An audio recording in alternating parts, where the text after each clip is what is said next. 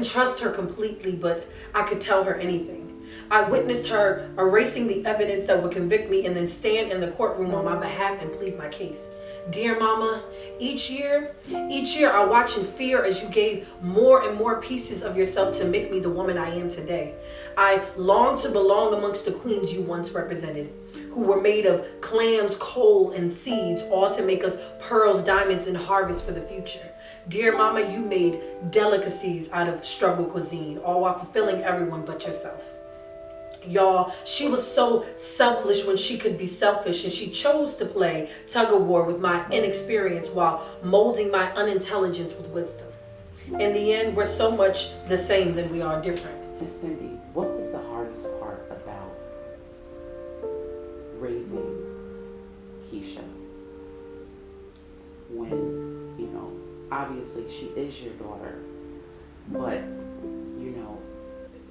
they say, I used to work in social work, every child wants to know, where they come from.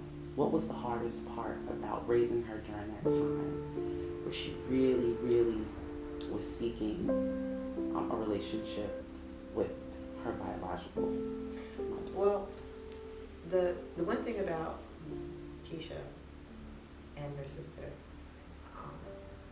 I never took that away. Mm-hmm. From as young as they were, that they could understand. I always and you can vouch for me, I let them know where they came from. And I never said anything negative. I always let them know that, it was a situation that their mom felt she could not, at that point in time of her life, provide for them. And that, she asked me to be their mother, and I gracefully took on the role, and I don't regret it today no more than I didn't regret it the day I laid eyes on her or her sister. That I would be their mother, and they always knew that story. I never took that away.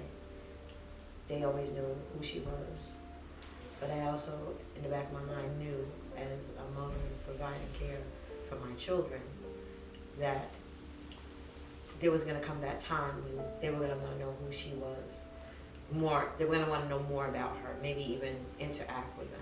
My biggest thing when it came down to the actual relationship with them was I didn't want them to get hurt.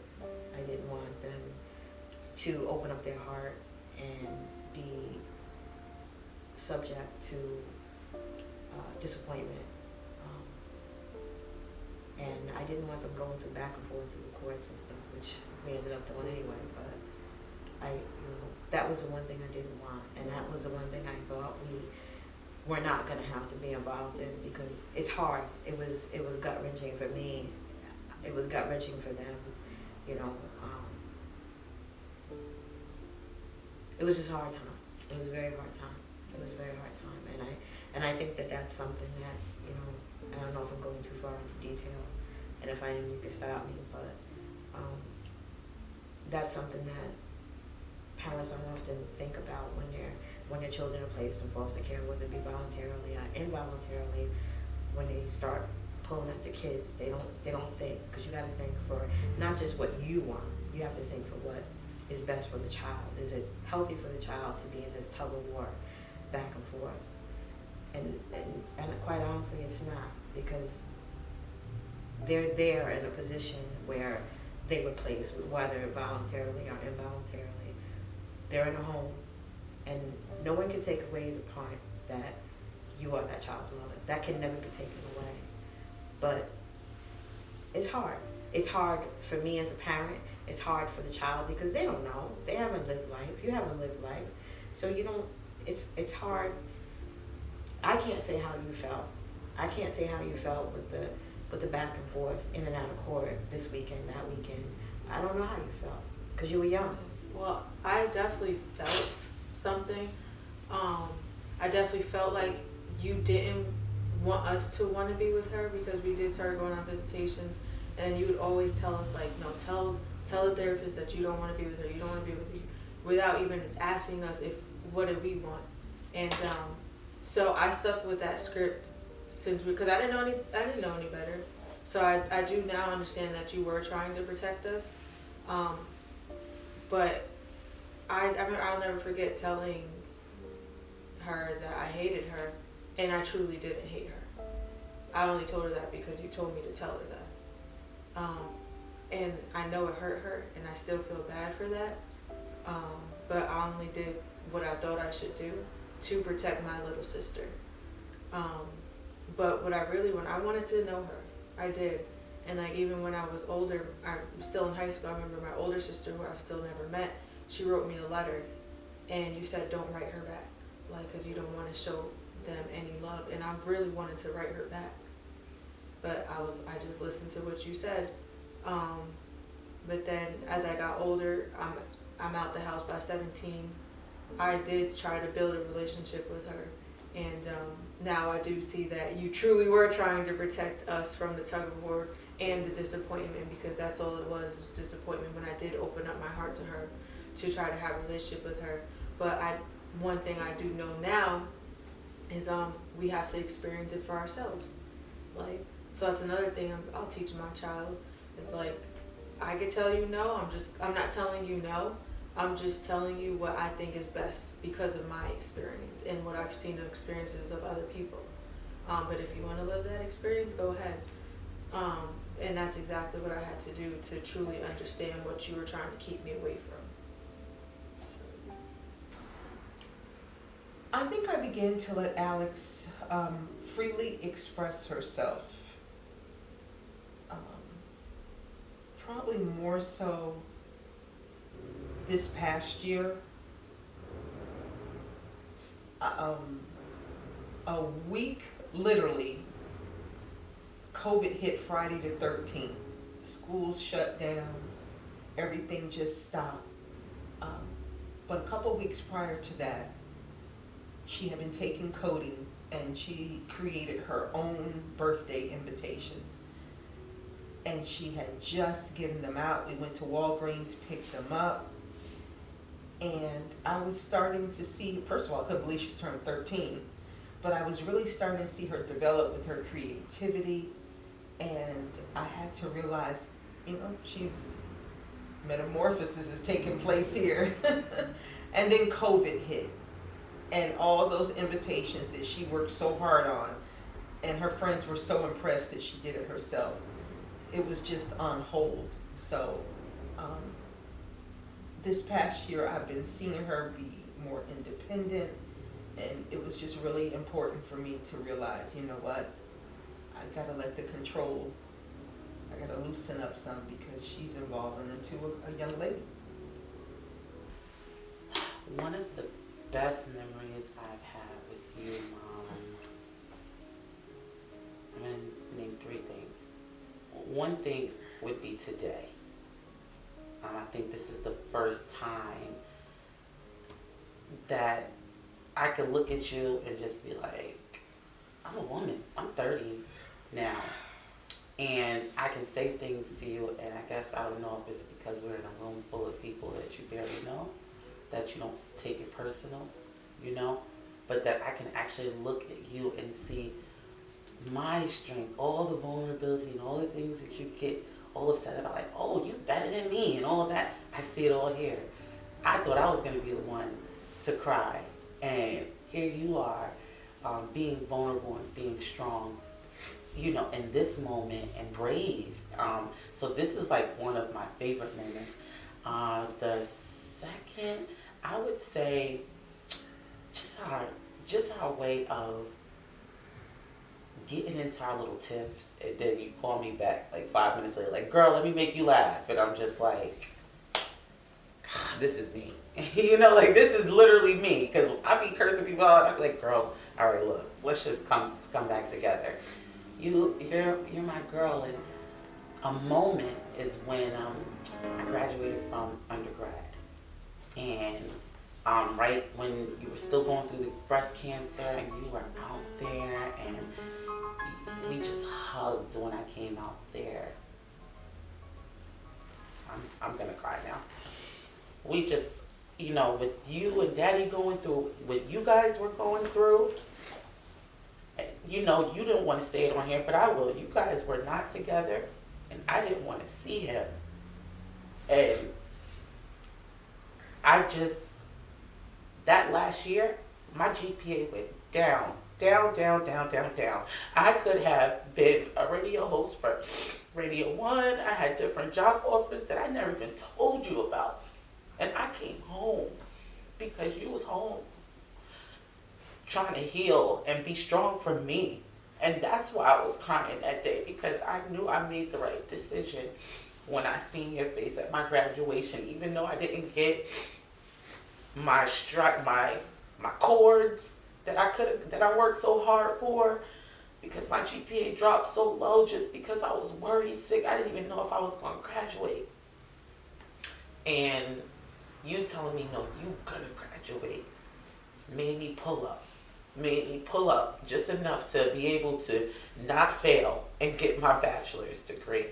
And to see you there, even with, that's why I always say to you, Mom, you should celebrate the fact that you're a survivor, not just October, okay, Breast Cancer Awareness Month. Being a survivor is a lifestyle.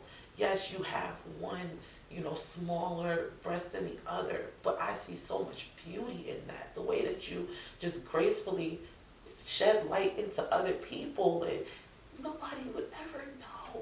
Nobody would ever know. And you, I don't know if it's embarrassment or you have your own things that you deal with when it comes to that. I understand that. But as women, this is also a part of the journey that people don't talk about.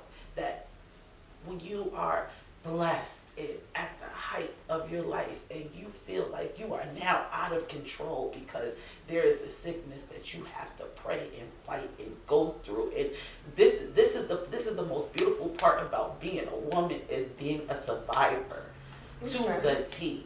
So you being there for my graduation was everything to me, was everything. And that's why I got my master's, in honor of your mother, my grandmother, because I want to be legacy. I want to make you proud. So thank you for all the beautiful moments. Thank you. Mom, can you tell us about a time when you had to humbly stay in your own lane and knowing when to not step into your daughter's decision? Ooh. Wow.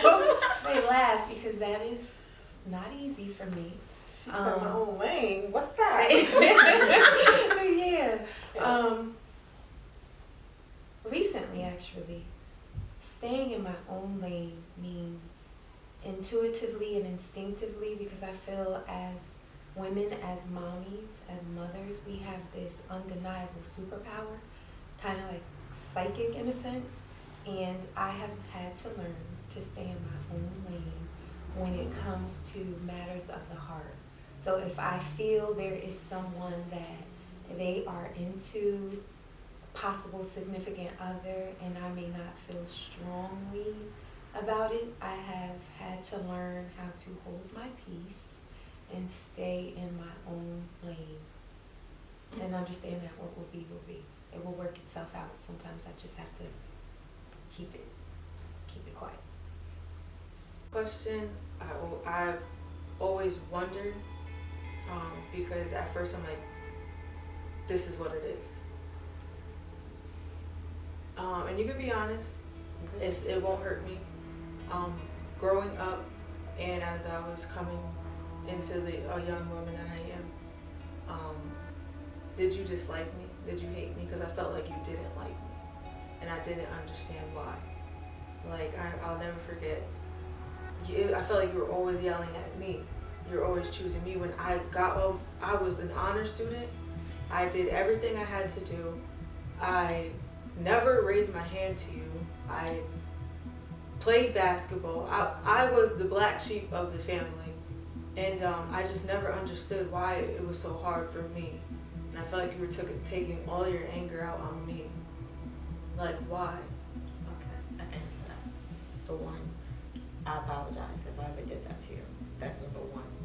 You did, not him. No, I'm not saying if. I said I apologize. No if to that at all.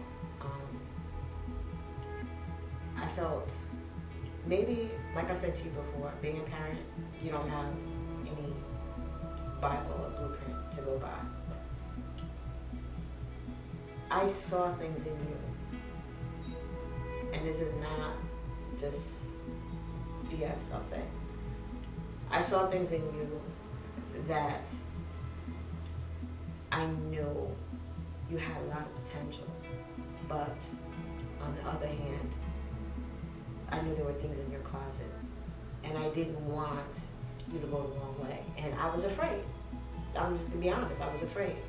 Not to say that that's gonna be that's a crutch for the things I said or the things I did, because it's not, but it's different.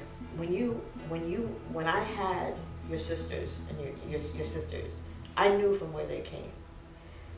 But you're my daughter, hands down. But you're from another mother. You understand? So it's kind of like you could bring a stray puppy into your house, just to give you a scenario. You could bring a stray puppy into your house. Now, you don't know how the person that had that puppy before raised that puppy. They could have been beating that puppy, but you're loving that puppy. But deep down inside, that puppy has thoughts of what it went through. So it's got some hidden things, like, if you yell at the puppy, it might bite because it knew how its other master treated it. To bring it back to you, I knew your potential growing up, but in the back of my mind, I also knew what background you came from. And like I said, I don't know. I'm not saying I did the right thing. I'm not saying I always treated you the right way. And I apologize to you for that in your adult life. But I didn't want you to grow up and go the wrong way. You understand what I'm saying? It's kind of like if I'm an alcoholic, the potential is that my daughters are going to be alcoholics because it travels down the line. Once, if I'm a drug addict, yes, you make the ultimate decision to do it or not do it. But the bottom line is, it's inherent. It's in your system. It's kind of like somebody who's done drugs and they say, I'm not going to do drugs, and they stop cold turkey. In the back of their head, in the back of their mind, they're still a drug addict. I get it, but even though I was an honor student, I always read, I was smart. I've always been smart. Right. I've always been smart. I played sports, so now I'm learning discipline through another avenue. Mm-hmm. Like I'm seemingly going in the right direction. Yes, I was smart. I had a smart mouth, but that's because I was smart. Like I was genuinely smart. But you would tell me otherwise. Like I'll never forget. Like you told me like I would never be shit. Like on the phone, because you were mad because I wasn't listening to Tara because I know she was wrong. But you told me I'll never forget, and that was the first time you really made me cry. Because before I was like, it made me not think like, oh, I don't have feelings. I put up this wall where nobody could permeate it. Nobody.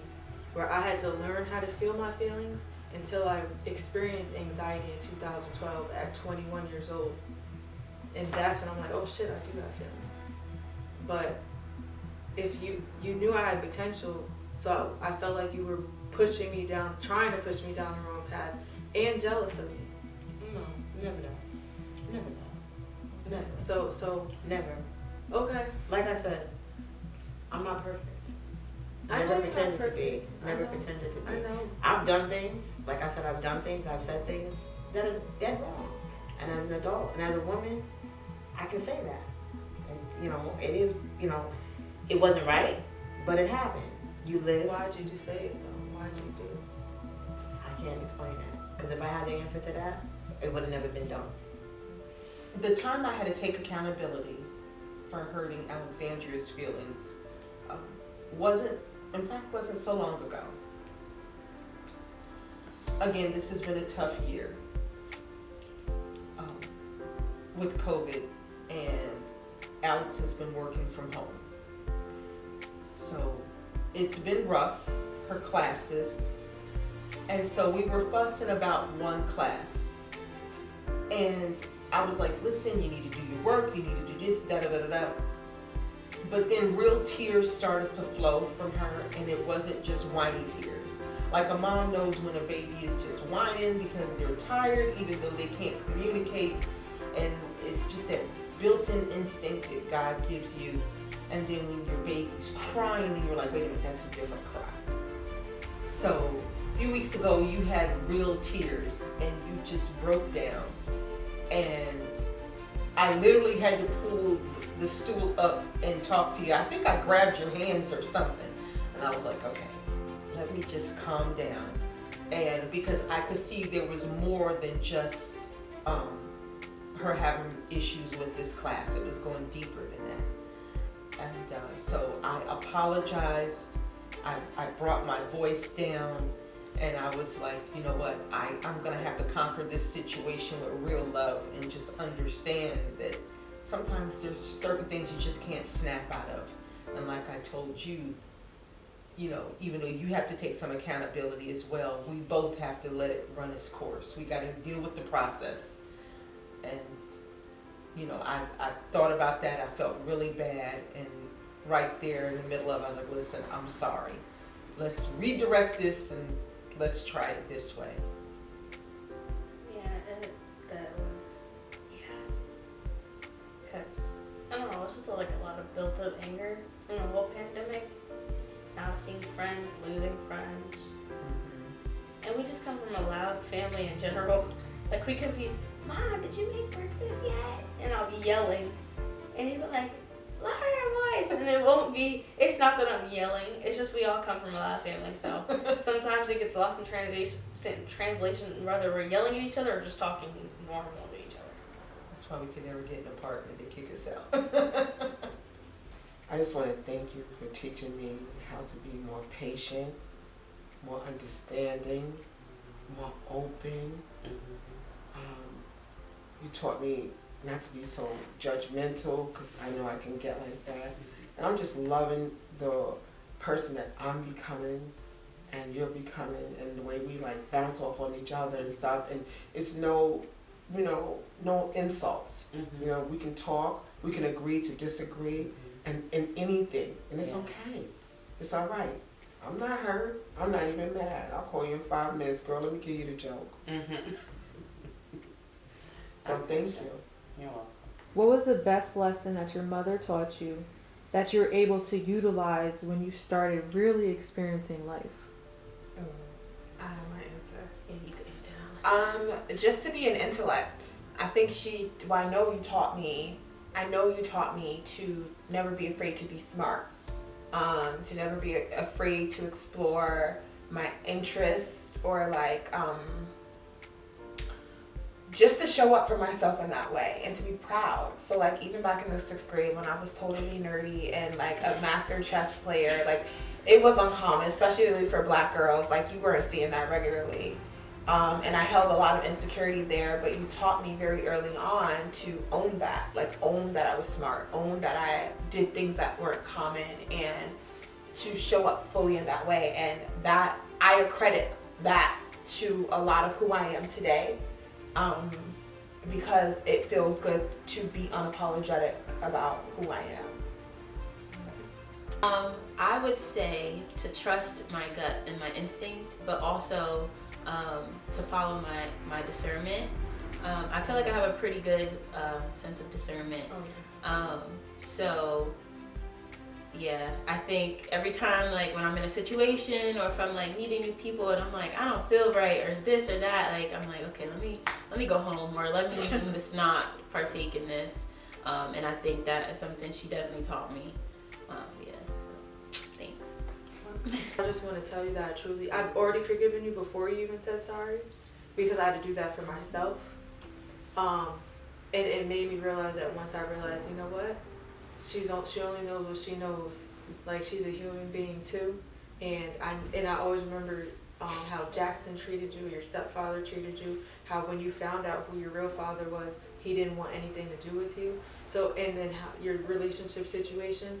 Like I don't know how you feel, and I could never know how you feel, but I know it doesn't feel fucking good. So like it made me loving you regardless of everything, like you said, love heals all and love will overcome everything. Like my love for you definitely overcame like all the things that you ever said, how you ever treated me, is because it helped me realize like she only knew what she knew, and she was hurt. She was hurt, so she just brought that down because she only knew what she knew. So I've been forgiving you, and I remember I wrote that once because I was going through a time in 2017 when I was living on friends' couches, when I was living in places. I'm sleeping on people's couch, you know, because I'm trying to discover myself and pursue this passion. And I remember, I think it was like some people call it a depressive state, but I was never really depressed. I was just sad, like, what the fuck? Like, what do I have to fucking do? So it made me reflect on you. And I remember writing you, like, you know what? For some reason in that moment, I felt, maybe it was how you ever felt, but I felt this pain. I'm like, oh my God, this is what my mother feels. This is what my mom feels. And I remember, I still have it to this day because I screenshot it. But I remember just writing to you, like, you know what? I understand, like, I love you, and thank you for taking me in. And I realized, like, you've been hurt. Like, you've been hurt so many times, like, where that can overpower, like, the joy and the happy times. So I want you to know that you can have it all. Like, you can have happiness. And I remember you writing me back and telling me, like, wow, thank you, Keisha. And, like, you were crying. You're like, I'm crying so much right now. So I want to say that I truly do forgive you. And thank you for coming and opening up and being honest. And yeah, and I'm sorry that you had to go through all of that. And I'm sorry if I ever made it harder. I'm sorry. Even if I ever made you feel like you weren't wanted, because that's never been the case. Never. I go through hell and high water for you. Anybody. And you know, I washed the lawyer's father's butt to help pay that bill, and went through hell with that too. But I do it again. And you know, it wasn't easy. This wasn't a foster care thing. This was just give me the child, let me take care of it. And I don't regret it. I don't regret it today. I didn't regret it then. And I will never, when I close my eyes for the last time, it will not be regretted.